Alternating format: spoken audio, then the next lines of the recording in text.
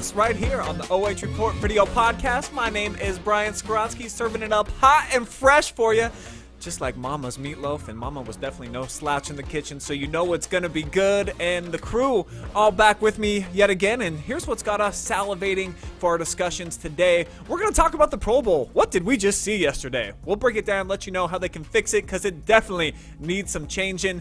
The high school brackets are out for the boys now too. We're gonna tell you guys who we think some of the top contenders are right here in our own backyard, talk about some of the swag the athletes are wearing these days. How would we fit in? What would our new looking style be if we could be a professional athlete? And what should you be watching on TV? We are going to fill you in. But first, let's take a look at the team. Look who's here, G-Man and Storm, per always. And collectively, I think these two guys, your body mass index, probably at least 50% kmac combos. Is that fair to say, or is it more? Probably accurate. Yeah, I'd probably say maybe 65. At least 65%. It's hard to lay off that Canes. It's pretty good. All right, and then let's check out the other two. How about the Slim Jim and the human version of I think it's Timothy from the Chipmunks? If he was a human. Not Timothy? I don't think there was a Timothy. Theodore, yes. There we go. There you go. Now I can't unsee it now that I'm like, looking at you a little bit closer. Yeah. It's the cheeks, I know. Okay. Well, the high school playoff basketball for the boys, that's going to be starting here in just a couple of weeks. As mentioned, the tournament draw went down last night, and we've got our resident Travis Berardi with us. So tell us, where do you want to start with the bracketology? What are we going to break down? Well, first with the wordage, is it a playoff or is it a tournament in basketball? I don't know. Some people say playoff, some people say tournament. I just don't know if it depends. What's the difference? By the sport. I don't know. Some people are like, it's not a playoff, it's a tournament. And I mean, it's weird. It's confusing. We'll call it a tournament but then. Yeah, I guess. Anyway, let's start with Division 2. Okay. The Ashland District, the number one seed is Huron, the Tigers.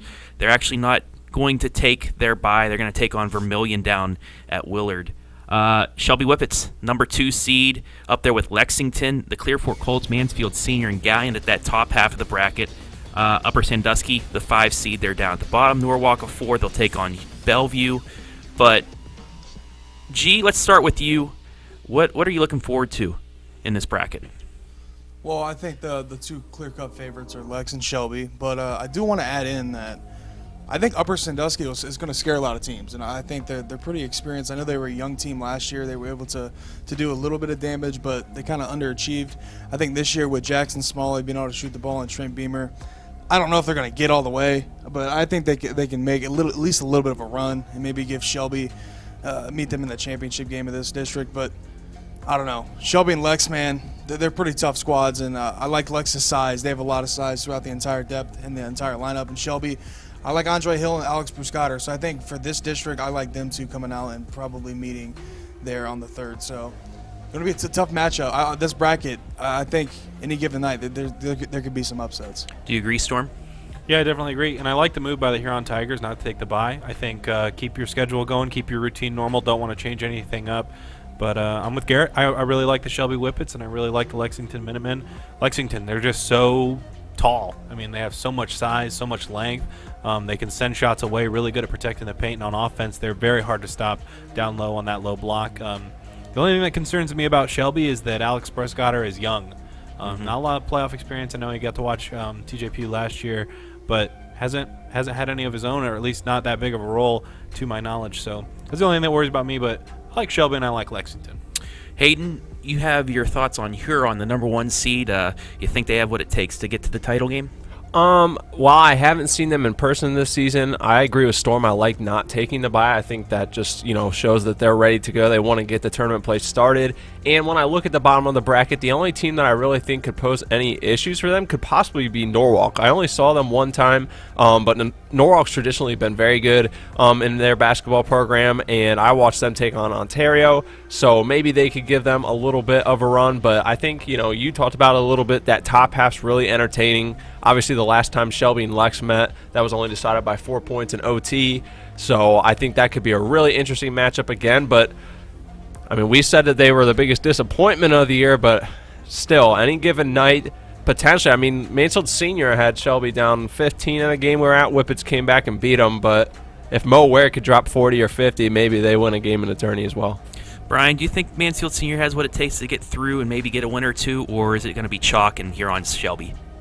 I think that Shelby probably hates the fact that they would have to play Mansfield Senior in their first game out of the chutes, but I think Shelby's one of the only improving commodities in here. I like the Whippets to get through. I like them better than Lexington in that size that you talked about. Lex has shown this year that they'll drop some games against some big teams. Shelby's been the one consistent team at the top of the heap here that I fully expect to be in the championship game, and I don't know how y'all are overlooking. You have such area bias. I know you haven't seen them with your own eyes, but just look at the resume of Huron. I think it's obvious that they're the best team in here. They're going to win this district. Put it down right now on wax. The Huron Tigers, who I have not seen, I just looked at the results of their games. They've been whooping teams in the SBC. Their 2 losses, one in overtime to Margaretta. The other one, they should have beat Western Reserve, who's ranked number 3 in the state and undefeated right now. So the Tigers are the real deal. They got 3 kids who score in double figures. One of them's right up around 20. I don't think any team in here is going to be able to compete with them. I hope that they prove me that I'm wrong, because I liked Lexington at the beginning of the season. They've kind of drifted off. Shelby, to me, I was a little bit lower on, and they've kind of put themselves in a new category. So I see it being chalk number 1 versus number 2, but the Huron Tigers, at least on paper, look like they're the real deal.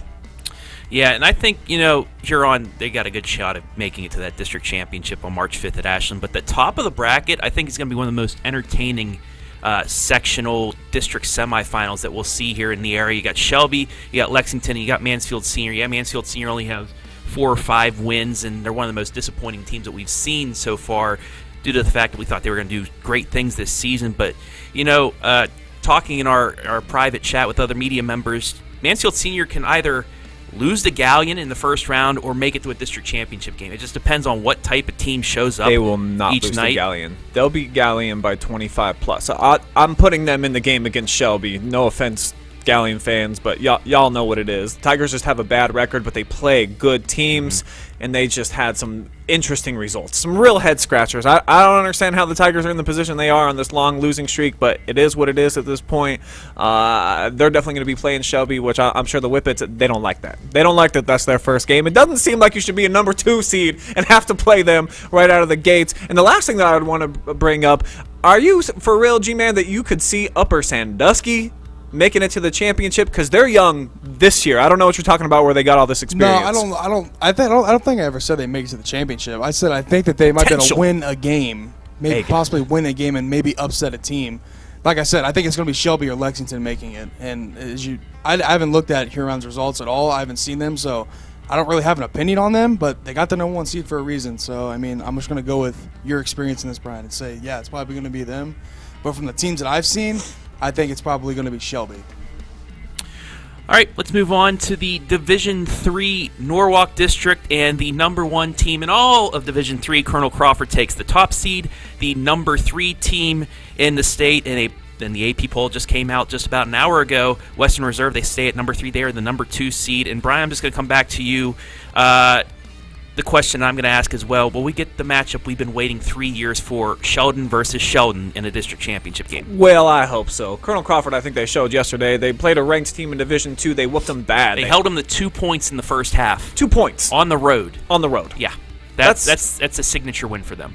The Eagles, I just looked this morning, they've beat every team on their schedule so far. They're 19-0 by at least 11 points. Their lowest margin of victory is 11 points. So for those of you that want to doubt Colonel Crawford this season, I think that they've taken their game to another level, even beyond a season ago, where they were really awesome. They lost some key pieces, but I think that the players that they returned are a lot better than they were a season ago. So this one, the Eagles are going to fly into the championship game. There's no question about it. Down at the bottom, the only team that I could see really disrupting getting the Sheldon Bowl that I think that we all want is the Willard Flashes. We just seen them live and free the other day. They got some dudes that can really play. They got a sophomore that scores about 20 a game. Willard, they're the real deal, man. So that's going to be the one test for Western Reserve. It's for sure going to be Colonel Crawford.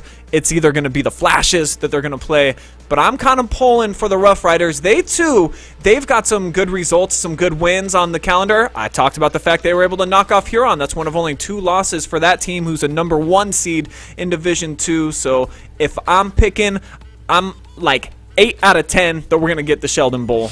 That's what I'm going with. Now, Brian, you made a good point that Crawford has won every game by 11 or more points. Does that help them or hurt them, G, when they face maybe a Willard team again that's probably going to give them a test? I'm very high on Willard. I know I just seen him, so I got a little bit of bias, but I think it's going to be Crawford and Willard there in the championship. I think Willard is going to knock off probably Western Reserve. They, girl. I mean, they hate Storm already. They might as well hate you now too. With listen, the, I kidding. think Western I'm kidding. Reserve is a very good team, but they're kind of carbon copy what Lucas is. I know they're definitely better than Lucas, but I think their offense can go stale at times, and when it does, Willard was able to somehow beat Lucas's defense, and I don't see that very often. And I think if they can beat Western Reserve's defense, Lucas and Western play the same kind of style. I think Willard just has too many scores. And a lot of people talk about Trey Paxton and Max Dawson, but they also got a guy in Cam Robinson who averaged about 12 a game too. So they got a solid big three that can get it done for the Flashes. I think it's going to be Crawford and Willard in the championship. And you guys are kind of swinging me. I don't know if I want to pick them against Colonel Crawford, but I'm going to. I'm going Flashes. Hayden, you're thinking the same way, aren't you? Yeah, it's tough, and we talked about it right before the show, but it's hard for me.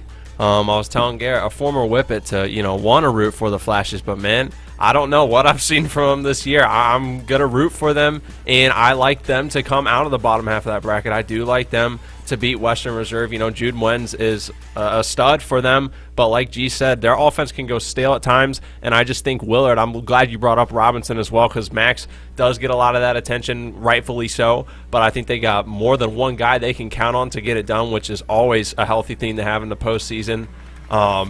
And that is tough if you have to think. I don't think there's anyone that's going to touch Crawford at the top. Their dominance has just been all season long, and I don't think that there's an opponent that can have a chance of taking them down for sure at the top. So I think this may be one of the more entertaining brackets, to be honest, looking at the boys and just what could happen. And whatever happens, this championship game will be special, and I'll need like another week or so if I want to pick over, Willard against Colonel Crawford, who I like, but we'll return to that maybe in a little bit. Storm, are you more convinced about Crawford after their win last night? Yeah, and I don't think I even needed any more convincing. They're just so good. I mean, they really are and they have been that team all season. I think we talk about them pretty much every week because they're just that good. They're the team around here to beat. But, I do have some Band-Aids to put on, I think, some wounds to heal. So I'm going to go with Western Reserve, actually. A little surprise pick here to make it all the way over Colonel Crawford. Trying to earn that love back. I love it. I just like the way they play team-oriented basketball. They don't have a guy they don't have really like a number one guy, I would say. They just play a lot of team-oriented basketball. And, yeah, it's going to be tough to get past Colonel Crawford because I think we're going to see the Sheldon Bowl. But I don't know. I think Western Reserve can do it. I think a lot of people are overlooking them, doubting them a little bit, especially because Colonel Crawford's in their bracket. So I'm going to go with you guys, Rough Riders out there. So picked you this year. Also, G and Storm, Crestview, a 6 seed. They got a big win Not a against shot. South Central. They have any shot at even making a district semi to play Crawford? Nah, sorry, Crestview. Sorry, Cougs, not the year. Love you guys. Just wasn't your year. And if Storm's going on record saying that, it's got to be real. The ultimate homer over here. Well, I will add that they got a few guys injured. So, and I think Heath Cash is injured with an ankle injury. So, and he's their best shooter. So I think if they don't have him, I don't really know if they do stand a shot. They're losing their best 3-point shooter if he's not on the floor. So, sorry, Cougs. Sorry, Crestview. Sorry, guys. Love you guys. It happens, though. Love you guys. All right, let's finish things out with the bracket breakdown. Division 4, the Willard District. Margaretta, the Polar Bears, the number 1 seed, but the Lucas Cubs, those Cubbies, they got the 2 seed. South Central's there with a 3, Monroeville 4, Crestliners Bulldogs at number 5. And I'm going to start with Storm.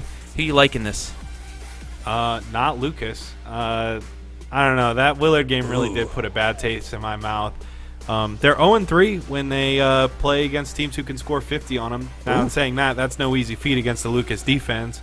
But, I don't know. They kind of took their foot off the gas, which is something I'm not really used to seeing. They were up, 10+ at one point in the game? It was 14-2 within the first couple minutes. Yeah, and even in the third quarter, they had a 10-point lead that they couldn't get it done. It's just really, really going to be really tough for them, I think, especially when teams are just going to progressively get even better and better and better as the tournament goes on. They're just going to need the Toms brothers to step up and both of them to have an awesome night. And I know one of them had an off night against Willard, but I just don't see him getting it done. G? Well, I think I can see them winning the top half of that bracket. I think the better teams are in the bottom half with Monroeville, which I think is a tough out. I don't know if they're going to win any games, but I know that they're definitely one of the better squads in here that is kind of overlooked. They've had a pretty solid season. And Margaretta, they beat Willard handily both times they played them. So that gives me great confidence knowing that Willard went into Lucas, a team that's won 33 straight times in the Cup Cave and got it done. Down double digits too. So a team that you could just quit on against Lucas, they didn't. So the Cubs, they scare me because I know if the scores are on, the Thomas brothers are on, and that defense is on, you're not going to score on them. But if your scores can get going and they go slow, it's tough to find offense for them. There's nothing that they really can do if the Thomas brothers are off and the defense isn't being able to stop the opponent. So I think Margaretta is going to be the champion out of this district. Hayden, as usual, you're going chalk. This bracket kind of disappoints me because I'm not going to get to go shock here. I don't think that there's any team. I do like you bring up Monroeville just because they give a lot of effort in all their games, but I don't even think, Amar Davis and Mansfield Christian, I think that they could be a tougher out, not so much of a blowout, but I think it's going to be not a nail-biter, and it's going to be 1 and 2 faced up in the championship, and I think I would go with the Polar Bears in that case. I will say Willard, one of the times, only lost to them by 10, so it wasn't too bad, but I don't know. I don't think there's going to be any surprises in this one. We had the thoughts last year Lucas wasn't going to do much without Riley Gossam. They ended up still winning a district championship. Ski, I'm going to give you the last word on this. Can the Cubs do it again? Or somebody else? Does a Crestline make it into a district semifinal? What happens, Ski? No. I would be shocked like a kid opening a mystery box if we didn't get the top 4 seeds at least going to Willard. Who wins from there? I'm not making any picks because I could see all of them doing their own thing. I feel like they're each their own little version of a peanut butter and jelly sandwich. One of them is the grape jelly that's got the smooth peanut butter. Another one has got the crunchy with some of the strawberry. It's all good. It all works. It's just a matter of what flavor are you preferring that particular day. So the top 4 seeds, book it. That's going to be chalk. I think that we're going to get them all at Willard, and then what happens from there, it's going to be like Yahtzee, man. Shake it up, roll them out. I think anything can happen. I can certainly see the Cubs winning. No reason why they can't. Margaretta is probably the best team out there. I know they got 2 kids that can really play. Monroeville's got one of the top scorers in the area, so the top 4, and anybody can emerge from there, but I don't think that I'm confident making any picks to come out of here as a true champion. All right, that'll do it for the bracket breakdown for right now. We also have the Central District team, but we'll get into that later down the road. Take it away, Ski. Yeah, well, so for anybody like myself who showed up at Buffalo Wild Wings and turned on the Pro Bowl, it kind of felt like I was expecting a Metallica concert. I was walking in, and then it was Matchbox 20 or somebody playing up on the stage where I was just like, this isn't the same type of violent aggression that I'm used to seeing. So the touch football that they implemented yesterday, obviously it wasn't good. I don't think the players seemed like they were enjoying it that much. They were having a better time when they were on the sideline. A couple of the defensive ends that got sacks, they were embarrassed. You could tell by the expression on their face, like, don't put the camera on me. I can't believe that we are actually doing this. So where do we go from here? Because they can't play tackle football. Guys are too scared. Contracts are too big. Teams don't want them competing if there's going to be big hits. And I understand it. Because I remember Pro Bowls from a few years back where there were some pretty violent collisions. And I was like, my God, I'm glad the Browns don't get any guys into this game because I don't want them to get hurt. So what do we do, Storm? What's the fix? What's the Band-Aid or the total restructure? How do we make the Pro Bowl cool again so the guys not only want to compete, but it's also a good watch for guys like me and you? I just think that the NFL as a whole kind of sorry, Garrett. Come on, Adam. Look at that smile. The NFL kind of just needs to have more personality. There are a lot of NBA players in All-Star Weekend that kind of get to show their flair off a little bit. They get to be more of themselves, and I don't really know if the NFL is like that a lot, at least not from what I have seen as a casual fan. And to me, I don't know. I think that they should pretty much just do away with it. We were talking about it. Me and Garrett were in the car ride over here. You either play football or you don't. I mean, you either play 100% or you don't. Because, I mean, I can go outside and just play 2-hand tap football with anyone. But I think something that is really cool are all the skills competitions that they do, and I'd like to see more of them developed. Like, they had the fastest man challenge, which I thought was really cool. But, like, let's put Lyman in there. Let's see who's the fastest 300-pounder in the league or something like that. Or, like, a touchdown celebration contest. I know the Gritty is a huge thing this year. And they all seem to like dancing, so why not do like a dancing contest or something like that? Just kind of spitballing things, but I don't know. I think it just needs to be more fun. And who's got the best gritty on the team? JJ, Justin Jefferson, Brian. And, Let's go. All right, G-Man. So that's what Storm thinks. You were talking to him on the car ride over. Do you echo a lot of what he's kind of putting on the table for us? Yeah, the majority. I think football, I don't think it's meant to be, I don't think you can play an all-star football game and not, I don't know how to get this out there, but football is not meant for an all-star game, considering these guys, they go through an 18-week season now that they added the one game from last year. As you mentioned, too many contracts. There's too much on the line to send these guys out here and play a full-force football game with 100% effort. So I think the game, they got to get rid of the game.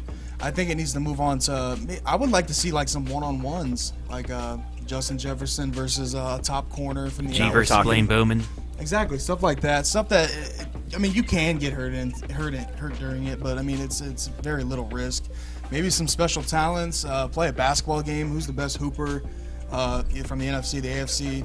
Maybe an out of position football game where maybe the linemen are QBs and the QBs are linemen, wide receivers are running backs, whatever. Just make it fun. It's supposed to be entertaining, and nobody even wanted to watch this yesterday. I mean, Twitter was just ripping it to pieces.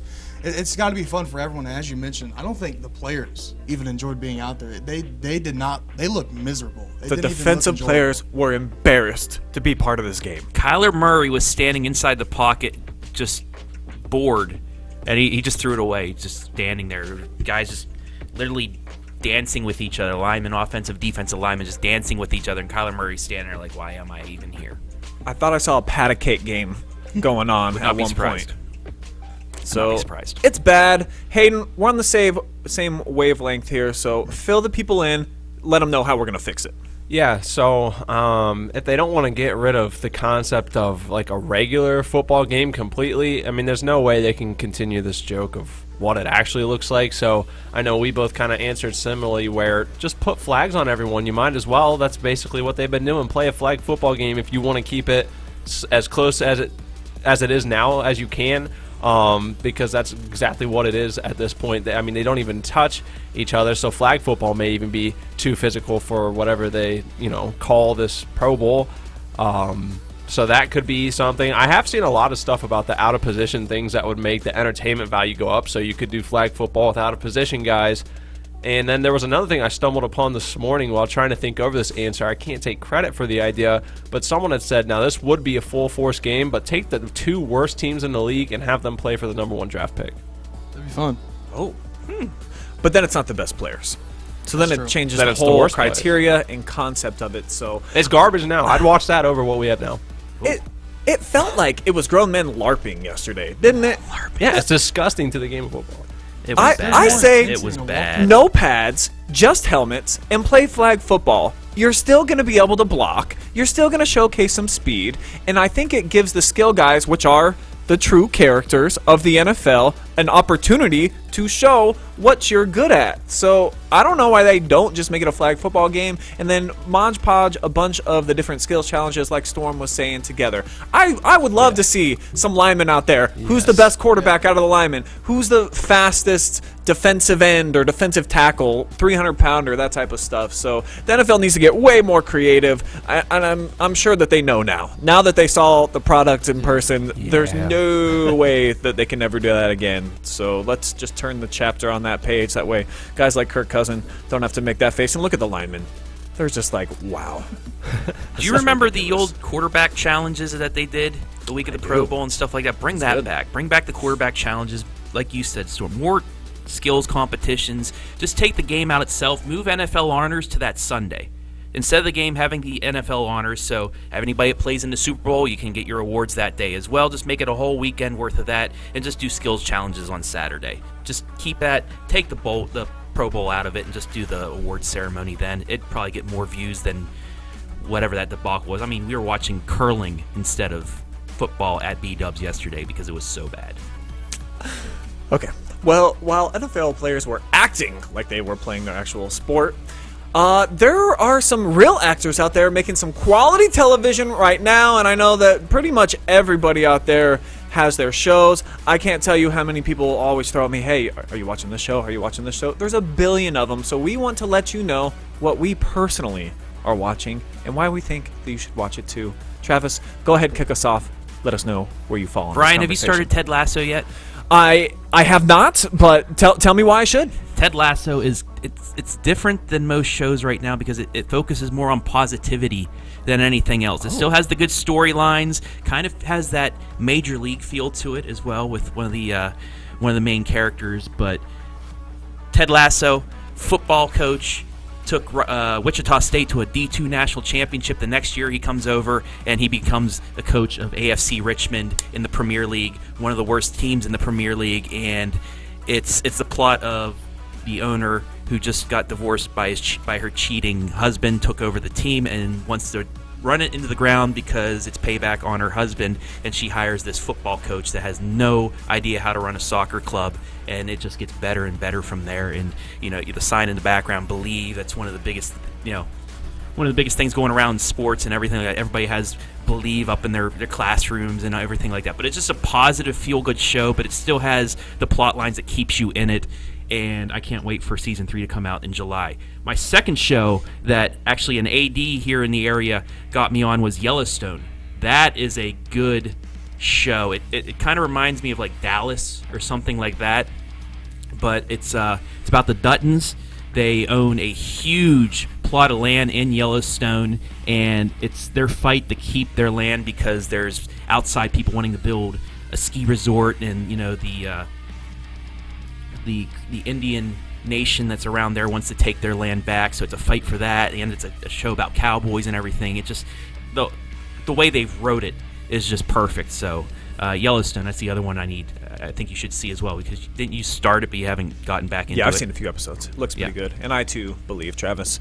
I also believe that I will not be watching either of those shows anytime soon, because I got a few that I'm watching myself. I'll go ahead and just answer this one for you guys. I think it's always cool to see different avenues of life that you yourself, you've got no connection to, you don't know anything about, like Yellowstone, for example. That would be cool. So for me, I'm really interested, at least right now, in the super rich. What are these guys doing that are so successful? How do they get there? And then how do they stay on top? So I'm currently watching, I'm halfway through a season right now on Showtime called Billions, and it's a great show. It's about a hedge fund investor considered, I think, the third richest guy in the world, and then the Attorney General of the United States is after him. But then his wife, the AG's wife, actually works for the billionaire guy, so there's just a lot of different webs that get entangled, and there's some fun concepts that all play out on camera. So that one's really good. But the show that I think is maybe the most well-written show that I've ever seen, Season 3 just wrapped up, so I don't watch shows until I can binge watch them now. Netflix has ruined it for me. I can't just watch a show like on a Sunday and then wait again until next Sunday until it comes out. But on HBO, so you guys know I'm a snob, I only watch my premium channels. But the show Succession is so good, it's so perfectly casted, and it's about a super wealthy family. The gentleman at the top of the table, he's built this whole empire. He owns media companies and all sorts of stuff, one of the richest guys in the world, and it's about his family that all think that they're next in line to take over.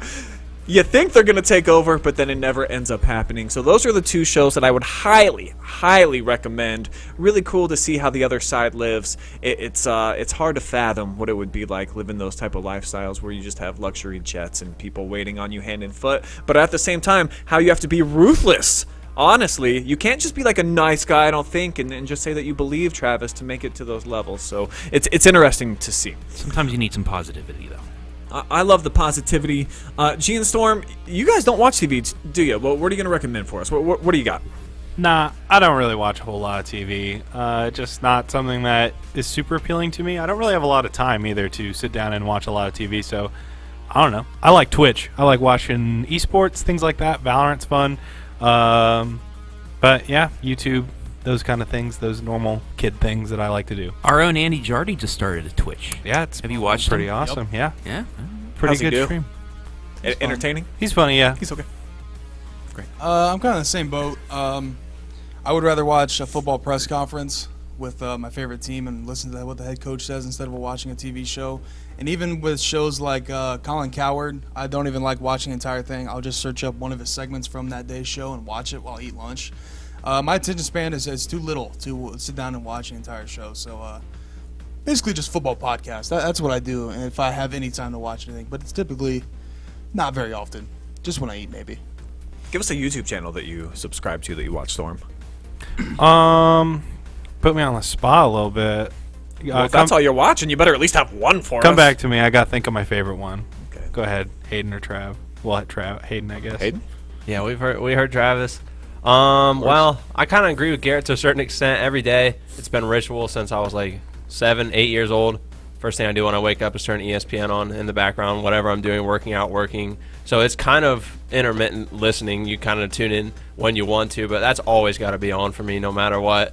And then in terms of actual shows, I just finished up the latest installment of Ozark on Netflix, and it is the absolute opposite, really, of positivity or happiness. Yeah. It's about some money launderers who work for a Mexican drug cartel, and they are in the Ozarks. And I don't want to give too much away because I know it's a popular show, but Jason Bateman, phenomenal actor, did a lot of the writing and directing himself as well. So it's a good one, but yeah, if you're in the mood for something more positive, I'd stay away from it for a little bit.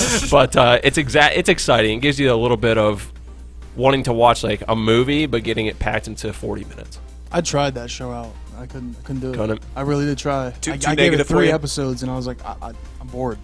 Wow. I just got on my phone and I was like, These kids with their attention spans can't even make it through an hour Yeah, episode kids. these days. Storm, have you decided? Yeah, Germa985 is my favorite YouTuber, Twitch streamer. So, What do they show? he's that guy over there that, if you yes, watch okay. The Eye of the Yes. Storm, he's kind of like a variety streamer. He likes to do a lot of real life things. One time he hosted his own carnival. One time he lives in Nevada. He hosted his own like geode finding show where he had a bunch of people from the Nevada Science Center come out and they broke open a bunch of geodes. And then another time he did a Royal Rumble, but like his friends. So it's a cool variety streamer that he just does a lot of goofy stuff that I like. You going to look him up on your trip to Vegas this week? who, Germa? Yeah. I have my own Nevada. streamers I watch, but me and Storm are actually really different. Not a lot of Yeah. people really realize that. We're really not alike. Opposites attract, my We friend. really are. Yeah.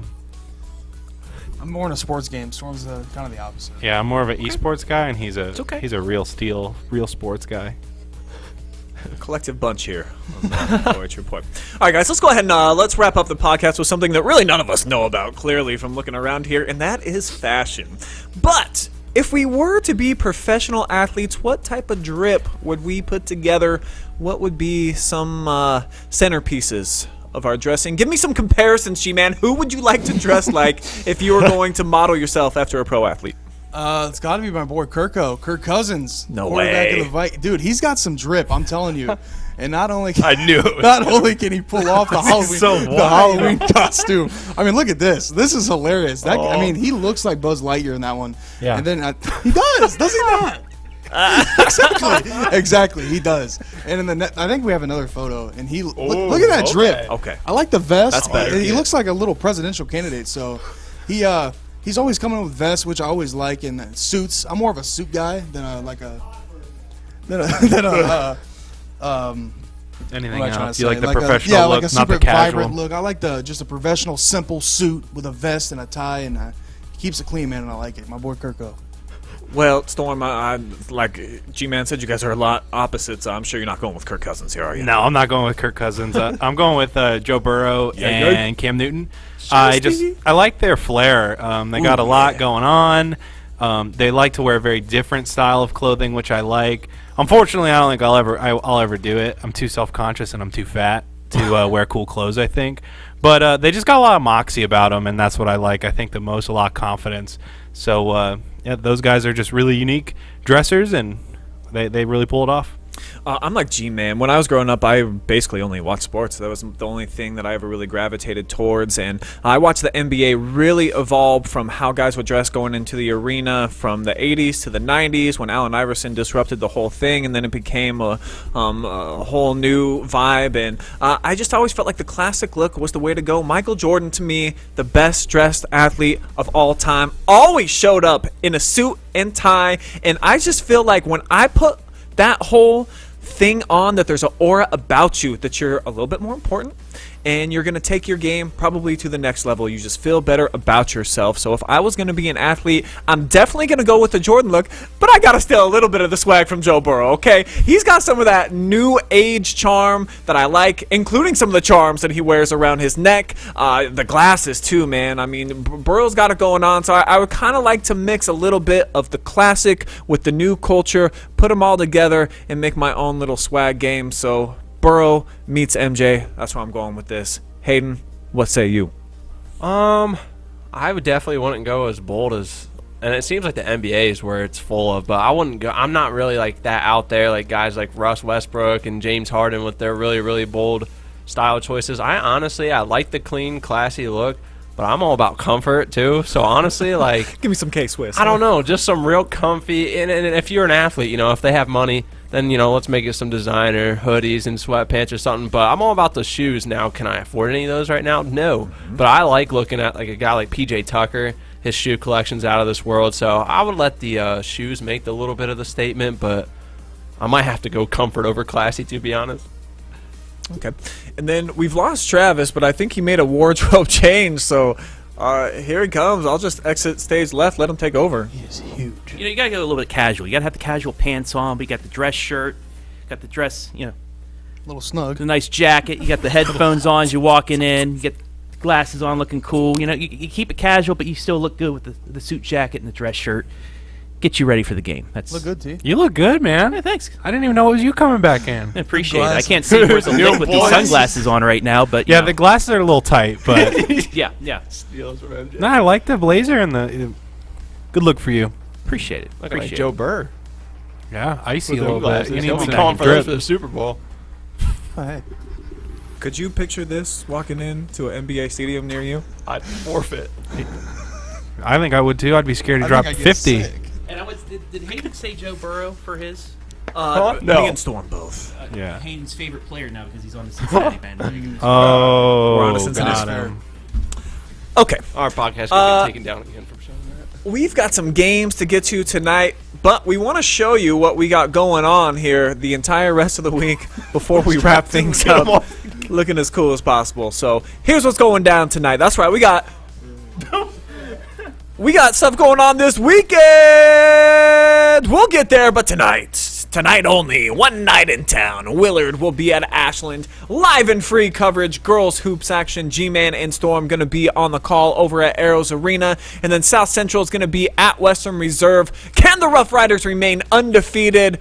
I'm going to let you know on the call alongside Travis Berardi so you can watch both of those going down tonight, Tuesday. Worcester at Lexington. We got a fun highlight going down. It's also senior night over at Northmore. They're going to be playing Highland. Right back over at Western Reserve. That's where we're going to be. Mohawk's going to be playing them. The ladies, though, on that edition. And then Shelby looking to stay undefeated in the girls' game, too. That goes down on Tuesday night. And as you can see on Wednesday, the Loudonville Lady Redbirds going to be back in action. They got a team from Columbus area coming up to play them. Johnstown, Monroe. And then Mansfield Senior, the wrestling team, is going to be taking on Lexington. And then one other mystery team. No one seems to want to tell me who it's going to be. So if you know, send me a text. Drop me a line. Give me a comment. We'd love to know.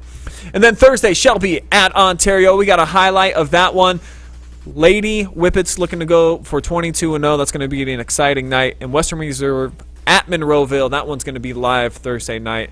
Get to see two of the best teams out there in the Firelands Conference, T. And one of the most impressive players in the Firelands Conference, Isaac Roeder, our first chance of seeing him from Monroeville. He's in the top 10 in scoring and rebounding in our stat leader. So we'll see if Monroeville is for real and that 4 seed in the Willard District, they can get a big win going into the tournament.